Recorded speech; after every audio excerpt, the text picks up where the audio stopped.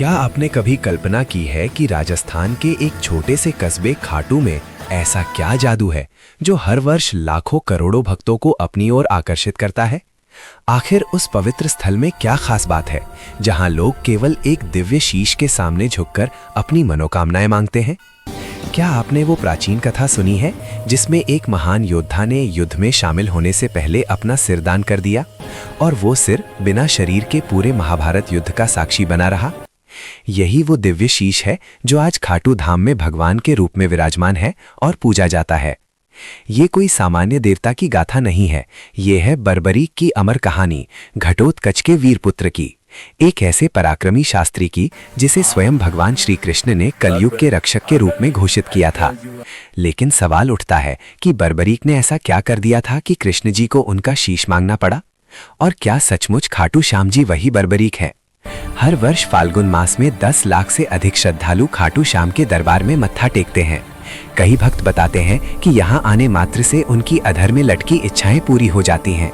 किसी को रोजगार मिल जाता है, किसी को औलाद का सुख, तो कोई गंभीर बीमारी से उभर आता है। क्या ये महज इत्तेफाक है या खाटू श्याम बाबा में वास्तव में कोई दैवीय शक्ति निवास करती है? मंदिर के अंदर का माहौल बेहद अनोखा होता है। वहां स्थापित प्रतिमा सिर्फ एक शीश है, फिर भी उसमें इतनी तेजस्विता है कि भक्त घंटों उसके सामने ध्यान लगाए बैठे रहते हैं। कुछ लोग कहते हैं कि उन्हें वहां दिव्य ज्योति के दर्शन हुए, कुछ को शरीर में एक मीठी कंपकपी महसूस हुई। क्या ये केवल भक्ति की ताकत है या विज्ञान से परे कोई अलौकिक ऊर्जा? सोचिए, क्यों कहा जाता है कि कलयुग के अंत में जब पाप और अन्याय अपने चरम पर होंगे, तब यही श्याम बाबा नीले अश्व पर आरूढ़ होकर धर्म युद्ध में अवतरित होंगे। क्या ये सिर्फ प्रतीकात्मक आस्था है या भविष्य के किसी बड़े संकट का इशारा? इतिहासकारों के पास इन प्रश्नों के ठोस उत्तर नहीं है और विज्ञान यहाँ चुप हो जाता है। लेकिन लाखों भक्तों का विश्वास है, हारे का सहारा श्याम हमारा। जो कोई सच्चे मन से इस दरबार में पहुंचता है वो कभी निराश नहीं लौटता। और सबसे बड़ा रहस्य, क्या आज भी खाटू श्याम मंदिर में रात्रि के समय वो दिव्य शीश विश्राम करता है? क्या उस प्रतिमा में कोई जीवंत चेतना है, कोई दैवीय शक्ति? इन सभी रहस्यों का पता लगाने के लिए हम ले चलेंगे आपको उस पावन भूमि पर जहां कृष्ण ने बर्बरीक की अग्नि परीक्षा ली थी, उस ऐतिहासिक क्षण में जहां युद्ध से पहले सबसे महान त्याग हुआ था, और उस मंदिर तक जहां हर स्पंदन श्याम नाम का जाप करता है। तैयार हो जाइए एक ऐसी आध्यात्मिक यात्रा के लिए जहां विश्वास, इतिहास, विज्ञान और रहस्य सभी एकाकार हो जाते हैं खाटू श्याम के दैवीय जगत में। साल 2018 की एक सच्ची घटना याद आती है। राजस्थान के सीकर क्षेत्र के एक व्यापारी दिल्ली के एक प्रमुख अस्पताल में जीवन मृत्यु से जूझ रहे थे। चिकित्सकों ने उम्मीद छोड़ दी थी, परिवार वाले हताश थे, लेकिन उस व्यापारी की धर्मपत्नी ने एक मजबूत संकल्प लिया। वे सीधे खाटू श्याम जी के चरणों में पहुंची, नेत्रों में अश्रु, हाथों में नारियल और हृदय में एक ही प्रार्थना, हे श्याम बाबा, यदि मेरे पति को नया जीवन मिले तो मैं आजीवन आपके धाम में सेवा करूंगी। कहते हैं कि अगले ही दिन मरीज की स्थिति में आश्चर्यजनक बदलाव आया। डॉक्टर भी स्तब्ध रह गए। ये केवल एक घटना नहीं, ऐसे अनगिनत चमत्कार खाटू धाम से जुड़े हैं जहां विज्ञान की सीमाएं समाप्त हो जाती हैं और विश्वास का साम्राज्य शुरू होता है। राजस्थान की गर्म रेत पर जब सूरज की किरणें पड़ती हैं तो लगता है मानो प्राचीन गाथाएं जीवित हो उठी हों। इस पवित्र भूमि की हर कण में कोई ना कोई कथा समाई है। इन्हीं कथाओं में एक है खाटू श्याम की। सीकर जिले में स्थित इस धाम को लेकर न केवल भक्ति है बल्कि गहन रहस्य भी जुड़े हैं। मान्यता है कि ये स्थान सिर्फ पूजा का केंद्र नहीं बल्कि महाभारत युग से जुड़ी एक जीवन स्मृति है। एक ऐसे वीर से जोड़ती है जो युद्ध लड़ने नहीं बल्कि अपना सर्वस्व न्योछावर करने आया था। एक ऐसा पराक्रमी योद्धा जिसने श्री कृष्ण की परीक्षा के लिए हंसते हंसते अपना शीश अर्पण कर दिया। क्या आपने कभी सुना है कि किसी का कटा सिर पूरे युद्ध का अवलोकन करता रहा और सदियों बाद वही सिर कलयुग में देवता बनकर पूजा जाने लगा? यही वो स्थान है जहां शरीर नहीं, केवल शीश की आराधना होती है। मंदिर के गर्भगृह में कोई पूरी मूर्ति नहीं बल्कि एक तेजोमय शीश विराजता है जो वर्षों तक धरती के अंदर छिपा रहा था। क्या वो कुंड जहां से ये दिव्य शीश प्रकट हुआ आज भी दैवीय ऊर्जा से परिपूर्ण है? और ये कैसे संभव है कि उस कुंड में जल का कोई ज्ञात स्रोत नहीं, फिर भी वो कभी खाली नहीं होता? मंदिर में कई विशेष रीतियां निभाई जाती हैं, जैसे निशान अर्पण करना। क्या ये निशान केवल प्रतीक है या इनमें कोई वास्तविक शक्ति कार्य करती है? हजारों भक्तों का अनुभव है कि उन्होंने मनोकामना मांगी, निशान चढ़ाया और फिर वो चमत्कार हुआ जो वे खुद समझ नहीं पाए। क्या ये संयोग था या अदृश्य कृपा? इतना ही नहीं, मंदिर से थोड़ी दूर पर एक प्राचीन शिवलिंग है जिसे मुगल शासक औरंगजेब नष्ट करने का प्रयास कर रहा था। लेकिन जैसे ही उसके सैनिकों ने उस पर प्रहार किया, कुछ ऐसा हुआ कि पूरी सेना भयभीत होकर भाग खड़ी हुई। आज भी वो आधा टूटा शिवलिंग वहां खड़ा है, मानो एक चेतावनी दे रहा हो। वो कौन सा भय था जो एक निर्दयी बादशाह को भी रोक गया? धाम में आने वाले श्रद्धालु बताते हैं कि यहाँ पहुंचते ही एक विशेष अनुभूति होती है। किसी को स्वप्न में दर्शन मिलते हैं, किसी को जीवन की सबसे बड़ी उलझन का हल। सब में एक समानता, एक अदृश्य मौजूदगी, एक शब्दातीत शक्ति। क्या ये भक्ति की महिमा है या उस भूमि से जुड़ी कोई प्राचीन ऊर्जा? सबसे आश्चर्यजनक ये कि खाटू श्याम के भक्त केवल भारत तक सीमित नहीं, ब्रिटेन, अमेरिका, कनाडा, ऑस्ट्रेलिया जैसे देशों से भी लोग पैदल यात्रा करके यहाँ आते हैं। ये आस्था किसी सीमा, भाषा या संप्रदाय की बंदिश नहीं मानती, बस चाहिए तो सच्चा भाव। और इस भाव में छिपे हैं वो सवाल जो सदियों से मन को मत्ते हैं। क्या खाटू श्याम कलयुग के संरक्षक अवतार हैं? क्या वे सच में नीले घोड़े पर अंतिम संग्राम में आएंगे? क्या वो प्रतिमा जीवंत है? क्या बाबा आज भी भक्तों से बात करते हैं? क्या रात में वो शीश आराम करता है जैसे कोई सजीव अस्तित्व? इन रहस्यों की खोज हम करेंगे इस यात्रा में। साथ ही जानेंगे कि आप कैसे इस धाम की यात्रा कर सकते हैं और कब जाना सबसे उत्तम है। ये मात्र एक वर्णन नहीं, बल्कि विश्वास और चमत्कार की सैर है जहां शब्द सीमित हो जाते हैं। आइए चलें उस मार्ग पर जो आपको एक चमत्कार से मिलवाएगा, खाटू श्याम का दैवीय आशीर्वाद। बर्बरी की कहानी महाभारत के युद्ध से जुड़ी हुई है, लेकिन उनका जीवन और पराक्रम इतना विशाल है कि वे कलयुग में खाटू श्याम के रूप में पूजे जाते हैं। ये कहानी उनके जन्म से शुरू होकर उनकी शक्ति प्राप्ति, महाभारत युद्ध में उनकी भूमिका, भगवान श्री कृष्ण के साथ उनके संवाद, शीशदान और अंत में खाटू श्याम के रूप में उनके प्रकटीकरण तक फैली हुई है। आइए इस पूरी कथा को विस्तार से समझते हैं, जैसे कि एक प्राचीन पुराण की गाथा सुनाई जा रही हो। मैं इसे चरणबद्ध तरीके से बताऊंगा ताकि हर हिस्सा स्पष्ट हो। बर्बरीक का जन्म महाभारत काल में हुआ था। वे भीमसेन, पांडवों में से एक, के पुत्र घटोत्कच के पुत्र थे। घटोत्कच राक्षस कुल से थे। उनकी माता हिडिंबा एक राक्षसी थी, लेकिन घटोत्कच ने पांडवों की ओर से महाभारत युद्ध में भाग लिया था। बर्बरीक का जन्म ऐसे परिवार में हुआ जहां शक्ति और वीरता की परंपरा थी। बचपन से ही बर्बरीक में असाधारण गुण दिखाई देने लगे थे। वे स्वभाव से धार्मिक, सत्यनिष्ठ और पराक्रमी थे। उनकी शारीरिक शक्ति इतनी प्रबल थी कि वे किसी भी योद्धा को आसानी से पराजित कर सकते थे।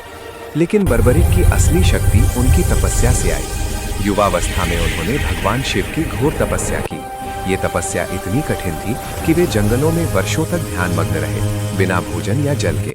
उनकी भक्ति से प्रसन्न होकर भगवान शिव प्रकट हुए और उन्हें 3 अमोघ, अचूक बाण प्रदान किए। इन बाणों की विशेषता ये थी कि पहला बाण लक्ष्य को चिन्हित करता, दूसरा बाण उन सभी को नष्ट करता जो चिन्हित नहीं होते, और तीसरा बाण चिन्हित लक्ष्यों को नष्ट करता। इन 3 बाणों से बर्बरीक पल भर में किसी भी सेना या युद्ध को जीत सकते थे। इतना ही नहीं, उन्होंने अग्निदेव से एक दिव्य धनुष भी प्राप्त किया जो इन बाणों को चलाने के लिए उपयुक्त था। बर्बरीक की शक्ति इतनी जबरदस्त थी कि वे स्वयं को दुनिया का सबसे बड़ा योद्धा मानते थे। वे कहते थे कि इन बाणों से वे पूरी पृथ्वी को जीत सकते हैं। लेकिन उनकी ये शक्ति उनकी विनम्रता और भक्ति से जुड़ी हुई थी। वे कभी अहंकार नहीं करते थे, बल्कि हमेशा धर्म के मार्ग पर चलते थे। इस शक्ति के कारण वे महाभारत युद्ध में एक महत्वपूर्ण भूमिका निभाने वाले थे। लेकिन उनकी कहानी इससे कहीं आगे जाती है। महाभारत का युद्ध कुरुक्षेत्र में कौरवों और पांडवों के बीच होने वाला था। ये युद्ध धर्म और अधर्म की लड़ाई थी, जहां कौरवों की सेना में दुर्योधन जैसे अहंकारी राजा थे और पांडवों की ओर से युधिष्ठिर, भीम, अर्जुन जैसे धर्मपरायण योद्धा। जब बर्बरीक को इस युद्ध की खबर मिली तो उनके मन में उत्साह जागा। वे सोचते थे कि इतने बड़े युद्ध में अपनी शक्ति का प्रदर्शन करके वे इतिहास में अमर हो जाएंगे। इसलिए उन्होंने युद्ध में भाग लेने का निश्चय किया। लेकिन इससे पहले बर्बरीक अपनी माता हिडिंबा, नहीं, घटोत्कच की पत्नी हिडिंबा थी, लेकिन बर्बरीक की माता का नाम मोरवी या अहिलावती कहा जाता है, जो एक नाग कन्या थी, से आशीर्वाद लेने गए। माता ने उन्हें रोकने की कोशिश की, लेकिन बर्बरीक अडिग थे। तब माता ने एक शर्त रखी, बेटा, अगर तुम युद्ध में जाना ही चाहते हो तो वचन दो कि तुम हमेशा हारे हुए पक्ष का साथ दोगे। बर्बरीक ने सहर्ष ये वचन दे दिया। ये वचन उनकी कहानी का टर्निंग पॉइंट बना, क्योंकि इससे वे हारे का सहारा कहलाए। इस वचन के कारण युद्ध में अगर कोई पक्ष कमजोर पड़ता तो बर्बरीक उसी का साथ देते, जिससे युद्ध का संतुलन बिगड़ जाता। बर्बरीक घोड़े पर सवार होकर कुरुक्षेत्र की ओर चले। रास्ते में वे सोचते रहे कि पांडवों की सेना छोटी है, इसलिए शायद वे उनका साथ देंगे। लेकिन उनकी शक्ति इतनी थी कि अगर वे किसी पक्ष में शामिल होते तो युद्ध एक दिन में खत्म हो जाता। ये बात भगवान श्री कृष्ण को पता थी, जो पांडवों के सारथी थे और पूरे युद्ध के नियंता। कुरुक्षेत्र पहुंचने से पहले बर्बरीक एक पीपल के पेड़ के नीचे रुके। वहां भगवान श्री कृष्ण ने ब्राह्मण का वेश धारण करके उनकी परीक्षा लेने का निश्चय किया। श्री कृष्ण जानते थे कि बर्बरीक की शक्ति से युद्ध का उद्देश्य, धर्म की स्थापना, भंग हो सकता है, क्योंकि उनका वचन उन्हें बार बार पक्ष बदलने पर मजबूर करता। ब्राह्मण रूप में श्री कृष्ण ने पूछा, योद्धा, तुम कौन हो और यहाँ क्यों आए हो? बर्बरिक ने सब कुछ बता दिया, अपनी शक्ति, 3 बाणों के बारे में और माता को दिया वचन। श्री कृष्ण ने चुनौती दी, अगर तुम इतने शक्तिशाली हो तो इस पीपल के पेड़ के सभी पत्तों को एक बाण से भेद कर दिखाओ। बर्बरिक ने सहमति दी और बाण चलाया, लेकिन श्री कृष्ण ने एक पत्ता अपने पैर के नीचे छिपा लिया था। बाण ने सभी पत्तों को भेदा और फिर श्री कृष्ण के पैर के चारों ओर चक्कर लगाने लगा, क्योंकि वो पत्ता भी भेदना चाहता था। इससे श्री कृष्ण समझ गए कि बर्बरिक की शक्ति वाकई अजेय है। फिर श्री कृष्ण ने अपना असली रूप प्रकट किया और कहा, बर्बरिक, तुम्हारी शक्ति से युद्ध असंतुलित हो जाएगा। मैं तुमसे दान मांगता हूं, अपना शीश दान दो। बर्बरिक स्तब्ध रह गए, लेकिन उन्होंने अपने वचन और सत्यनिष्ठा का पालन किया। वे जानते थे कि ब्राह्मण को दान देने से इनकार नहीं किया जा सकता, इसलिए उन्होंने अपनी खड्ग से अपना सिर काटकर श्री कृष्ण को अर्पित कर दिया। लेकिन मरने से पहले उन्होंने एक इच्छा जताई, प्रभु, मैं पूरा युद्ध देखना चाहता हूँ। श्री कृष्ण ने सहमति दी और उनके शीश को एक ऊंचे स्थान पर रख दिया, जहां से वे पूरा युद्ध देख सके। ये त्याग बर्बरिक की भक्ति और निस्वार्थता का प्रतीक है। उन्होंने अपनी जान देकर भी धर्म की रक्षा की। वरदान, कलयुग में शाम नाम से पूजा।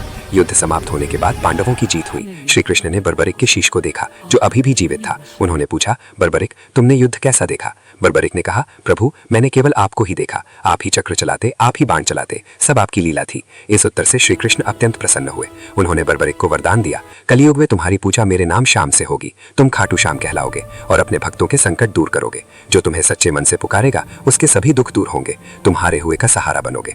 ये वरदान बर्बरिक को अमर बना देता है। श्याम श्री कृष्ण का ही नाम है, जो उनके गहरे रंग को दर्शाता है। इस प्रकार बर्बरिक श्री कृष्ण के ही एक रूप बन गए। युद्ध के बाद बर्बरिक का शीश कुरुक्षेत्र से गायब हो गया। कई वर्षों बाद कलयुग में राजस्थान के सीकर जिले में खाटू नामक गांव के पास एक तालाब था। वहां एक गाय रोजाना आती और अपने थनों से दूध की धारा बहाती। गांववासी हैरान थे। एक दिन उन्होंने खुदाई की तो वहां बर्बरिक का शीश प्रकट हुआ। यह शीश चमकदार और दिव्य था। राजा रूप सिंह चौहान या कुछ कथाओं में रोहतास ने स्वप्न में आदेश पाया कि इस शीश को मंदिर में स्थापित करो।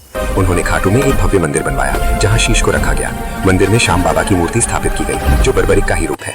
यहाँ वे खाटू श्याम जी के नाम से पूजे जाते हैं। मंदिर में हर साल फाल्गुन मेला लगता है, जहाँ लाखों भक्त आते हैं। भक्त उन्हें हारे का सहारा खाटू श्याम हमारा कहकर पुकारते हैं। यहाँ की एक और कथा है कि शीश को पहले एक ब्राह्मण को सौंपा गया, लेकिन बाद में राजा ने मंदिर बनवाया।